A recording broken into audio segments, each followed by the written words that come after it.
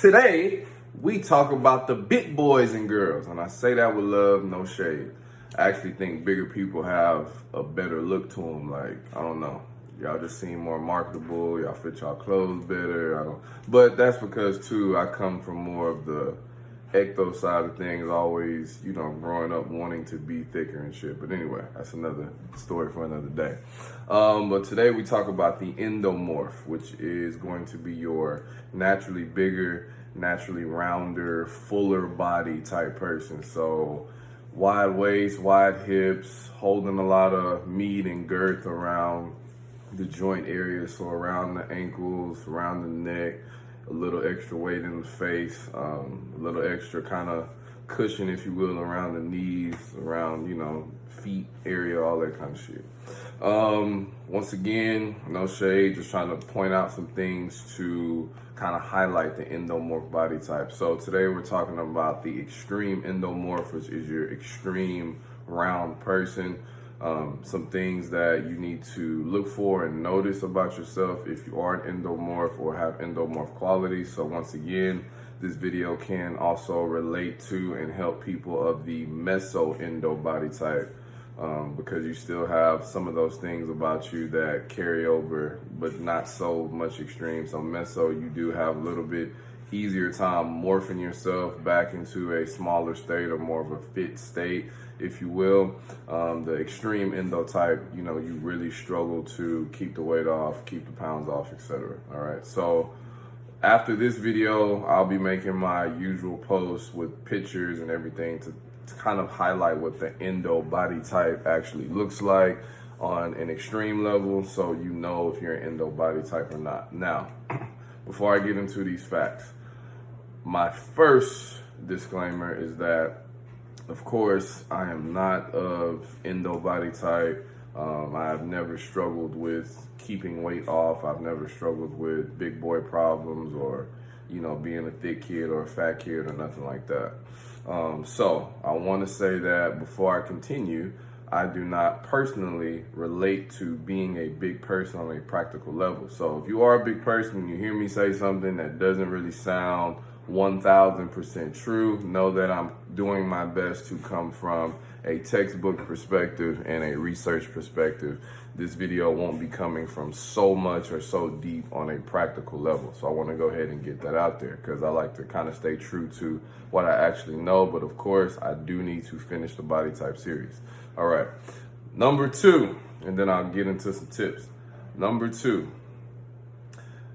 Please pay attention to what it is I'm going to say, because even though I do not relate to the endomorph being a naturally big person in an extreme way, and I don't want to speak for endomorphs, but I'm going to take it upon myself to speak for endomorphs when I say this.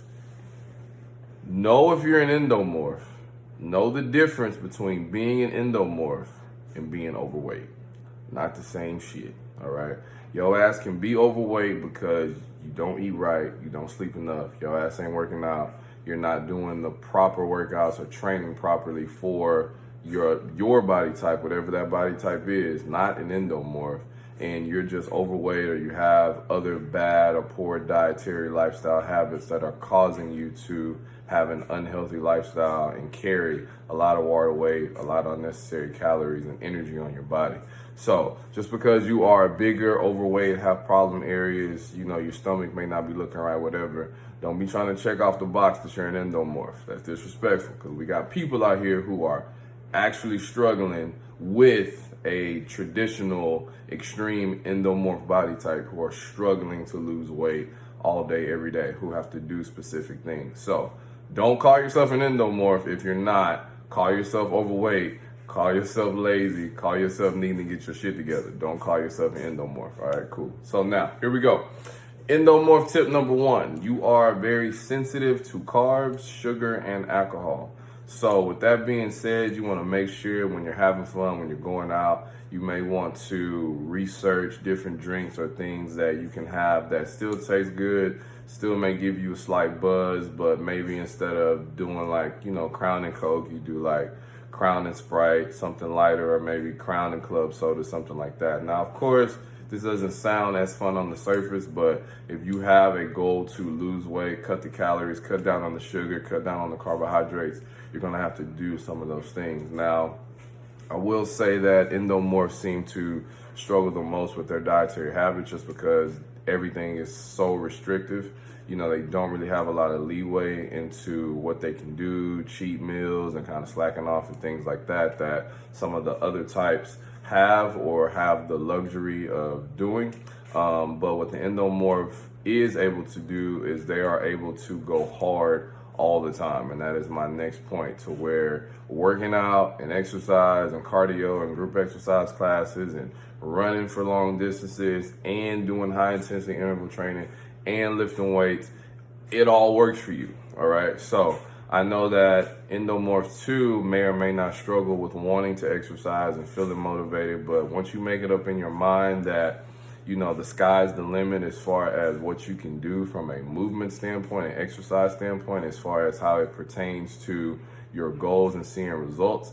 I mean, you guys can literally do anything you want to, almost as much as you want to, to a certain extent, because we all need to rest and recover so we can grow and repair and continue to burn those calories the right way through dietary habits. But you guys can do just about whatever you want to, just make sure that, of course, because you're holding a lot more weight, that you're still stretching, still taking care of your joints, still drinking a lot of water, so that you don't put a lot of unnecessary stress on your body and on your joint areas, because you are naturally carrying a little bit more weight.